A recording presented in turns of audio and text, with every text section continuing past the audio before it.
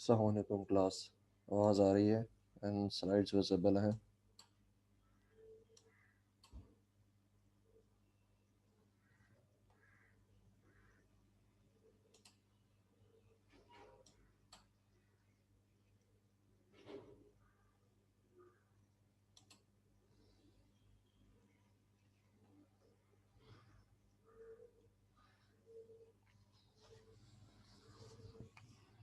अच्छा, बच्चे जो है अभी तक आए नहीं हैं तो हम जो है 5 मिनट वेट कर लेते हैं, उसके बाद हम सेशन स्टार्ट कर देंगे।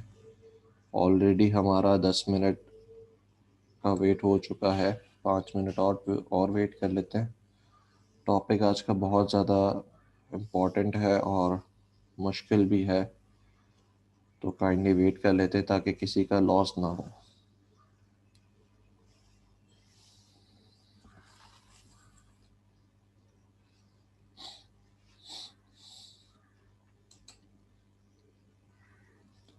तब तक मुझे ये बताएं कि आप लोगों का जो हमारा लास्ट टॉपिक था स्टैटिक मेंबर्स का,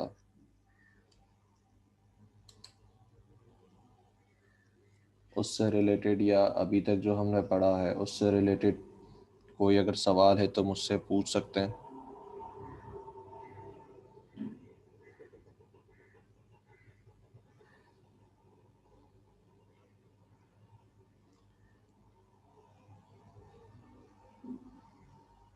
अभी तक जो हमने पढ़ा है उससे कोई रिलेटेड सवाल है तो पूछ लो।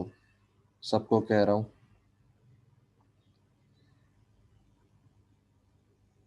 सब चीज़ें क्लियर है, इसका मतलब अगर कोई सवाल नहीं कर रहा, ऐसा ही है।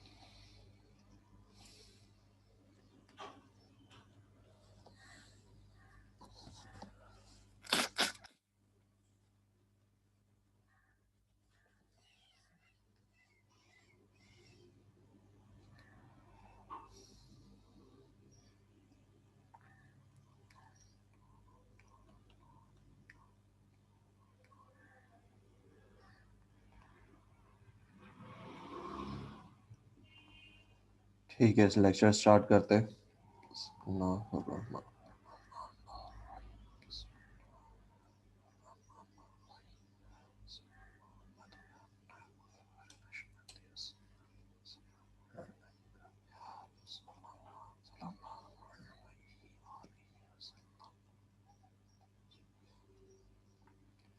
अच्छा, लास्ट टाइम हमने जो है स्टैटिक मेंबर्स को देखा था। स्टैटिक मेंबर्स के अंदर हमने जो है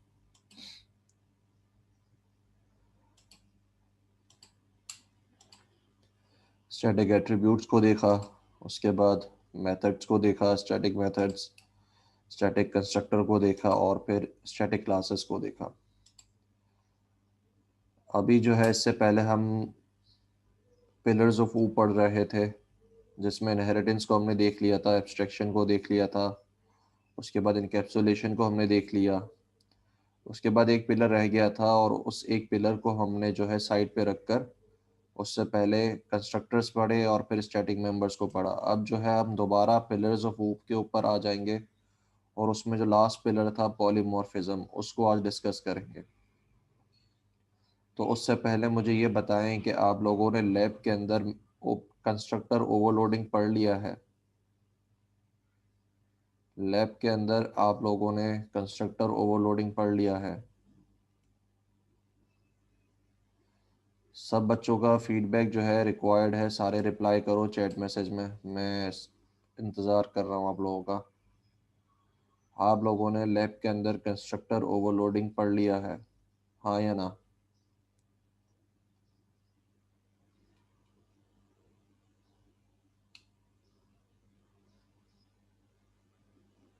सिर्फ अब्दुल वासे कह रहे हैं कि उन्होंने पढ़ लिया, बाकी बच्चों का क्या हाल है?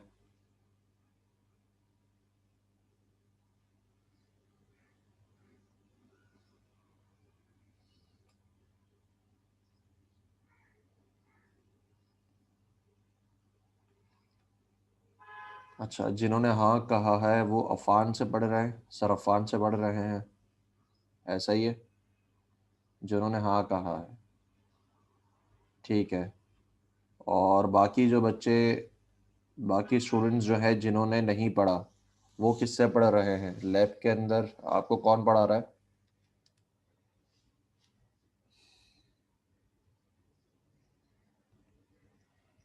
दूसरे स्टूडेंट जिन्होंने कंस्ट्रक्टर ओवरलोडिंग नहीं पढ़ा, वो किससे पढ़ रहे हैं?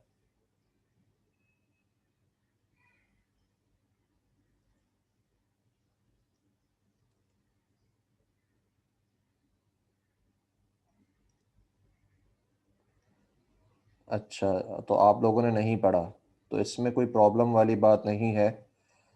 अमूमन कंस्ट्रक्टर ओवरलोडिंग में भी जो है पॉलीमॉर्फिज्म में ही पढ़ाता हूँ।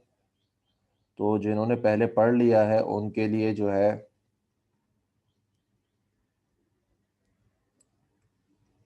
टॉपिक थोड़ा आसान हो जाएगा, बाकी बच्चों के लिए कोई ऐसी ट्रबल वाली बात नहीं है, ठीक है। तो हम जो है आज उसको देख लेंगे। तो कंस्ट्रक्टर ओवरलोडिंग जो है बिल्कुल मेथड ओवरलोडिंग की तरह होती है। उसमें आपको जो है समझ में आ जाएगा जब हम मेथड ओवरलोडिंग पढ़ेंगे। तो स्टार्ट करते हैं पॉलीमॉर्फिज्म के साथ। पॉलीमॉर्फिज्म की डेफिनेशन क्या है उसको रीड करो, क्या कह रहा है पॉलीमॉर्फिज्म।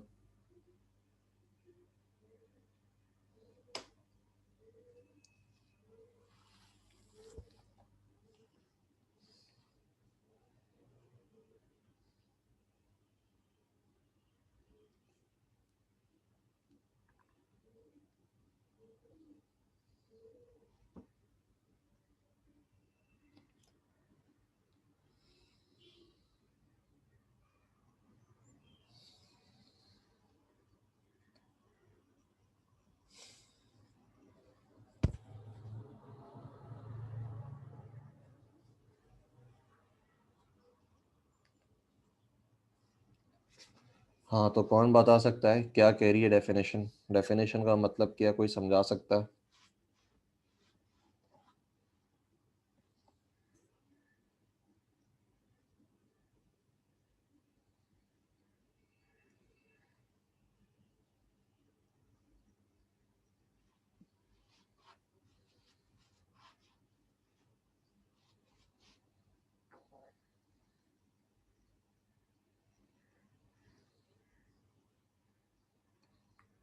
मतलब किसी को समझ में नहीं आया, सबने रीड कर लिया लेकिन समझ में नहीं आया, ठीक है।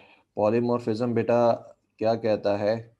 It is the ability of an object to take many forms, ठीक है।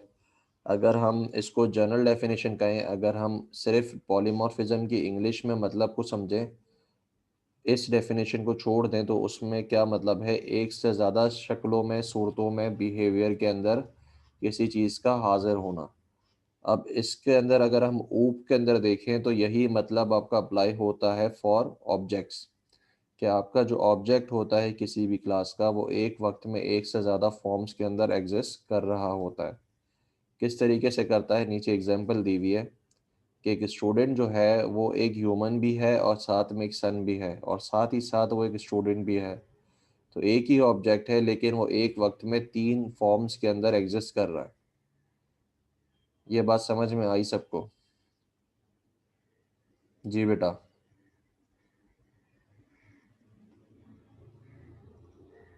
ये बात समझ में आई कि एग्जाम्पल जो मैंने यहाँ पे दी है स्टूडेंट की।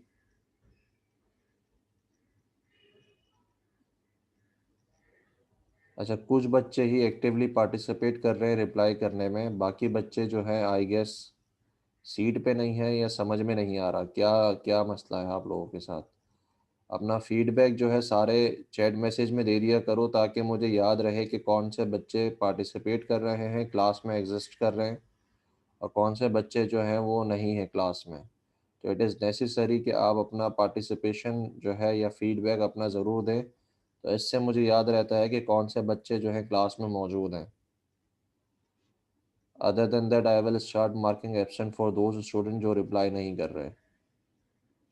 ठीक है। अब इसको अगर हम समझने की बात करें, ये जो हमने अभी एग्जांपल देखी, ये किस तरीके से एग्जिस्ट कर सकता है। अगर हम कोड की एग्जांपल लें तो कोड में क्या होगा आपके पास, आपकी जो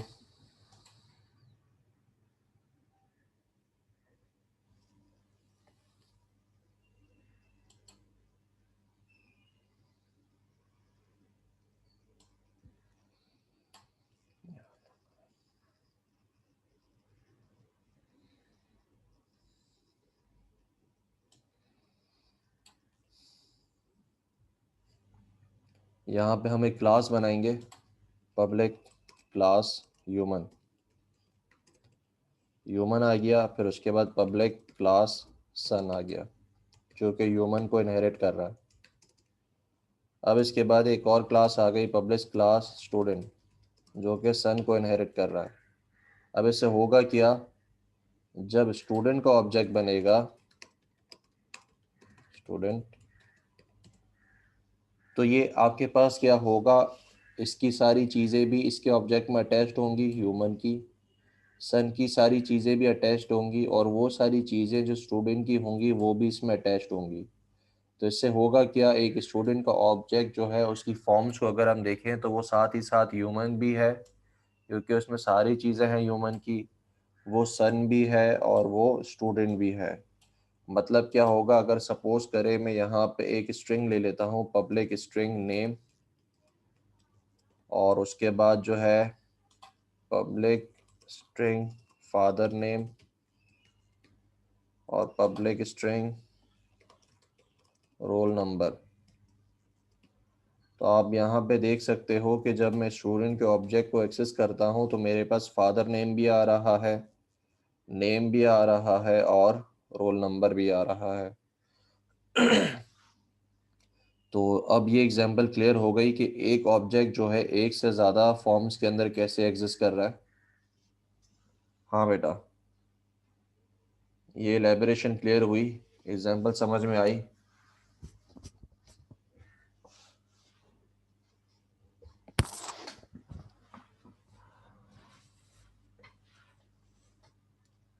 ठीक है, तो अब हम जो है फिर आगे चलते हैं। अगर ये समझ में आ चुका, अब आगे बढ़ने का स्टेप आसान हो जाएगा। अब पॉलीमॉर्फिज्म का मतलब समझ में आ गया, कोड एग्जांपल भी हमने देख ली कि एक जो है ऑब्जेक्ट एक से ज़्यादा फॉर्म्स के अंदर कैसे एग्जिस्ट कर रहा है। अब आ जाती है बारी कि पॉलीमॉर्फिज्म के दो टाइप्स होते हैं। कितने टाइप्स होते हैं? दो, एक स्टैटिक, एक डायनामिक।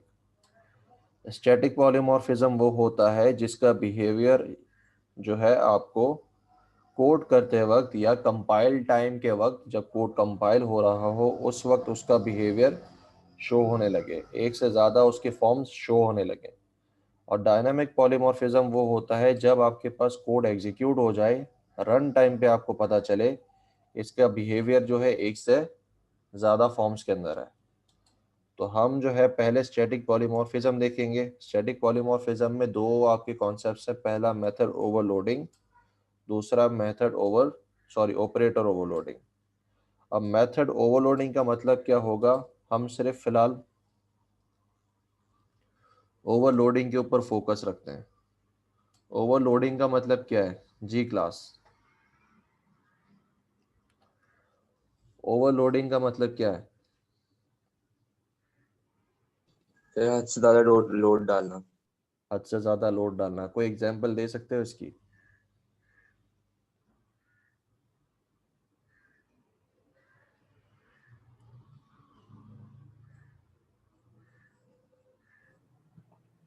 जी बेटा, चलो मैं देता हूँ। हाँ, फिर विदाउट बसेस और कार। मोटर कार, और चलो मैं दे रहा हूँ एग्जांपल, सुनो उसको। आपके पास सपोज करें ईद उल अजहा का वक्त है, और आपके फ्रीज़र जो है जिसके अंदर आपके पास लिमिट होती है, सारे अभी कंस्ट्रक्टर की हम बात ही नहीं कर रहे, अभी तो हम सिर्फ फिलहाल ओवरलोडिंग को समझ रहे हैं, ओवरलोडिंग क्या चीज़ है। तो आपका ईद उल अज़हा का टाइम है, आपके पास फ्रीज़र है। अब आप करते क्या हो, ईद उल अज़हा में जब आपके पास गोश्त आ रहा होता है दूसरे रिलेटिव्स की तरफ से या फ्रेंड्स की तरफ से, तो उसकी जो कैपेसिटी होती है आप उससे ज़्यादा ओवरलोड उसको करना शुरू कर देते हो। ठीक है, जितनी उसकी लिमिट होती है, मतलब चीज़ें उसमें भरते जाना। ऑलरेडी उसके अंदर क्या है मौजूद है, गोश्त मौजूद है, लेकिन अब दूसरा जो आ रहा होता है उसको भी उसके अंदर डाल रहे होते हैं, तो वो क्या होता है, पहले से एक चीज़ एग्जिस्ट कर रही है, उसके अंदर दूसरी मज़ीद चीज़ों को डालना। ठीक है, तो दैट इज़ ओवरलोडिंग। अगर मैं इसको अप्लाई करूँ ऑन द कॉन्सेप्ट्स ऑफ ऊप, तो वहाँ पे भी इसका सेम मतलब होगा। हम करते क्या है, आपके पास पहले से एक मौजूद होता है मेथड, हम उसी नाम का दूसरा मेथड जो है अपनी क्लास में इंक्लूड करवा रहे होते हैं, तो इससे क्या होता है वहाँ पे मेथड ओवरलोडिंग हो जाती है। तो कैसे होगा ये काम, सपोज करें कि हमारे पास एक क्लास है, पब्लिक क्लास कैलकुलेटर। हमने क्या किया, हमने एक मेथड बनाया ऐड का, जिसमें दो पैरामीटर्स लेता है, integer a integer b, integer b करना है।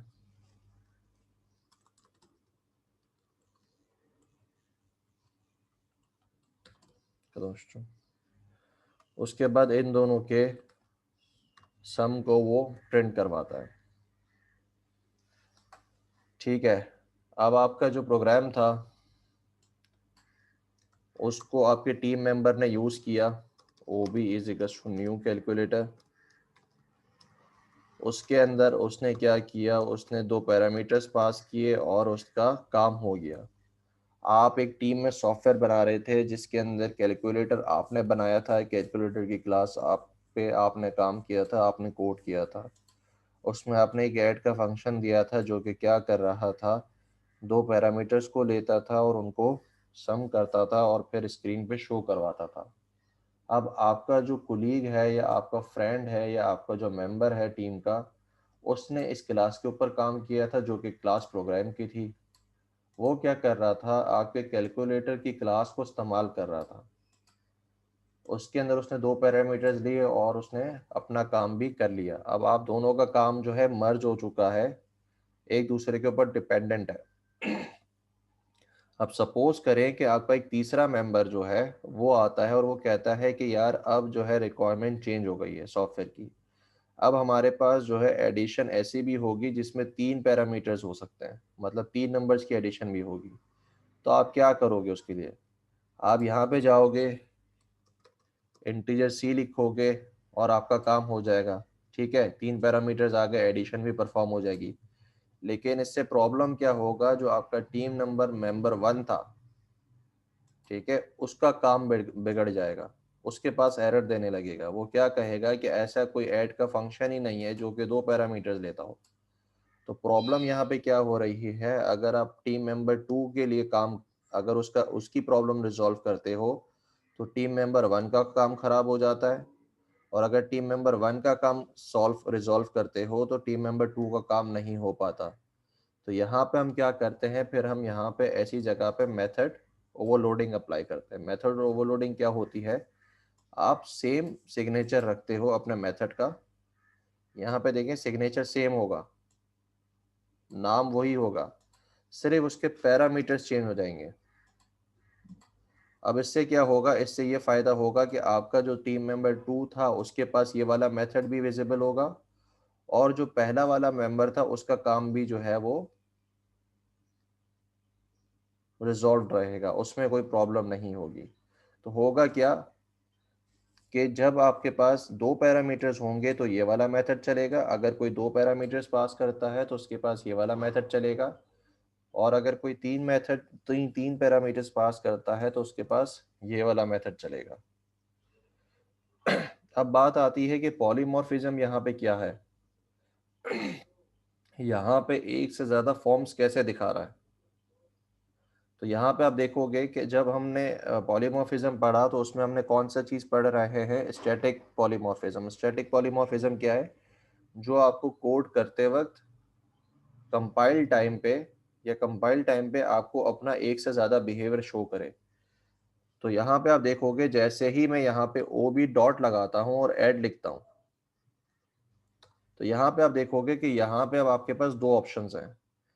इधर आप ये वाला मेथड लो या तो फिर आप ये वाला मेथड लोगे। यहाँ पे आप देखोगे आपके पास 1 of 2 लिखा हुआ आ रहा है। तो ये आपको एक से ज़्यादा बिहेवियर शो कर रहा है कि मेरे पास मैं एक वक्त में दो किस्म के ऐड परफॉर्म कर सकता हूँ। तो यहाँ पे एक से ज़्यादा बिहेवियर आपको शो कर रहा है।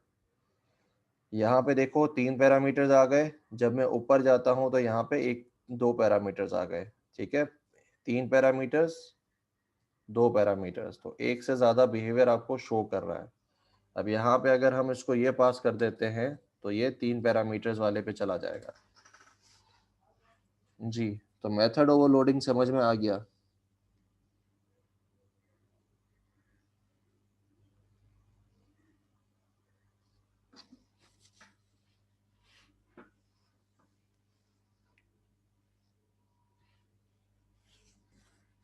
वो बच्चे रिप्लाई करो जो सर अजीज से पढ़ रहे हैं, उनको समझ में आ गया।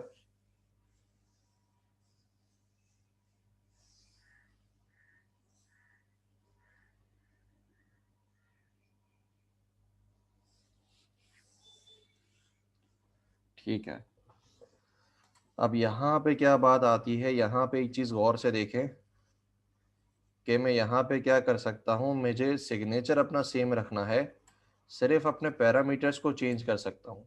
तो ज़रूरी नहीं है कि आप 3 पैरामीटर्स लो, आप अपने पैरामीटर्स जो है उसको यूं भी कर सकते हो कि एक आपने जो है, एक आपका स्ट्रिंग है और एक आपका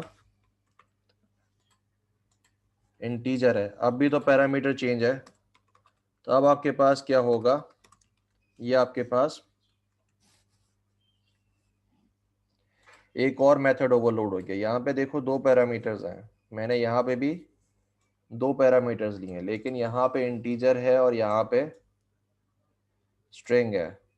यहाँ पे दोनों के दोनों क्या है, इंटीजर है। तो अब मेरे पास जब मैं यहाँ पे जाऊँगा ओ बी के अंदर, तो मुझे जो है 3 पैरामीटर्स यहाँ से, तीन तीन मेथड्स की मुझे ओवरलोडिंग शो करेगा। ठीक है, पहले दो मेथड्स 2-2 पैरामीटर के हैं, जिसमें से एक इंटीजर है एक स्ट्रिंग है, और तीसरा वाला जो है 3 पैरामीटर्स का है। बात समझ में आ गई? तो आप इस तरीके से भी कर सकते हो। तो ये हमारे पास क्या है, मेथड ओवरलोडिंग है। इसी तरीके से हम क्या कर सकते हैं, अपना जो कंस्ट्रक्टर होता है उसको भी ओवरलोड कर सकते हैं। मेरे पास मैं कंस्ट्रक्टर बना रहा हूँ, कैलकुलेटर। इस कंस्ट्रक्टर के अंदर मैं कुछ नहीं ले रहा पैरामीटर, तो मैं एक और कंस्ट्रक्टर बनाता हूँ जिसके अंदर मैं क्या लेता हूँ, एक नंबर ले लेता हूँ। एक और कंस्ट्रक्टर बनाता हूँ जिसके अंदर मैं 2 पैरामीटर्स ले लेता हूँ। तो जब आप यहाँ पे आओगे, ऑब्जेक्ट बनाओगे, तो देखो यहाँ पे मैं कौन सा कंस्ट्रक्टर इस्तेमाल कर रहा हूँ, 0 पैरामीटर वाला। मैं एक और ऑब्जेक्ट बनाता हूँ इसका, और इसके अंदर जो है, इसकी अंदर एक मैं वैल्यू पास कर देता हूँ। अब कौन सा यूज होगा, एक कंस्ट्रक्टर वाला। यहाँ पे आप देखोगे कि मेरे पास 3 कंस्ट्रक्टर्स दे रहा है। Number 1 0 parameter, number 2 1 parameter, number 3 2 parameters. अब यहाँ पे मैं एक और कंस्ट्रक्टर बनाता, एक और ऑब्जेक्ट बनाता हूँ जिसके अंदर मैं 2 पैरामीटर्स वाला कंस्ट्रक्टर चलाऊंगा। तो यहाँ पे तीनों कंस्ट्रक्टर्स के साथ पॉसिबल है कि आप अपना ऑब्जेक्ट क्रिएट कर सकते हो। तो ये आपके पास कंस्ट्रक्टर ओवरलोडिंग हो जाएगी। सिग्नेचर सेम रहेगा, सिग्नेचर शुड बी सेम, सिर्फ पैरामीटर्स आपके पास डिफरेंट होते रहेंगे। जी, कंस्ट्रक्टर ओवरलोडिंग भी क्लियर है।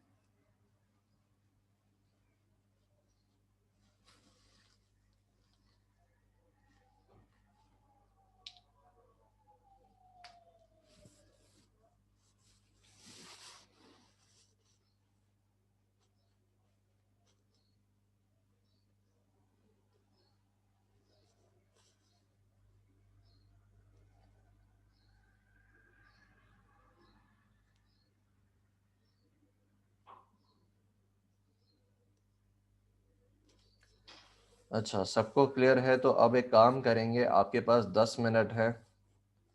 आपको क्या करना है, अभी हमने जो एग्जाम्पल की है उसके अलावा अपनी खुद की एक एग्जाम्पल बनानी है एक क्लास की, जिसमें कंस्ट्रक्टर ओवरलोडिंग भी हो और मेथड ओवरलोडिंग भी हो। जी बेटा, जल्दी स्टार्ट करें, 10 मिनट है आपके पास। एक ऐसी क्लास बनानी है जिसमें कंस्ट्रक्टर ओवरलोडेड हो और आपके मेथड भी ओवरलोडेड हो। जल्दी से एग्जाम्पल इम्प्लीमेंट करो उसको।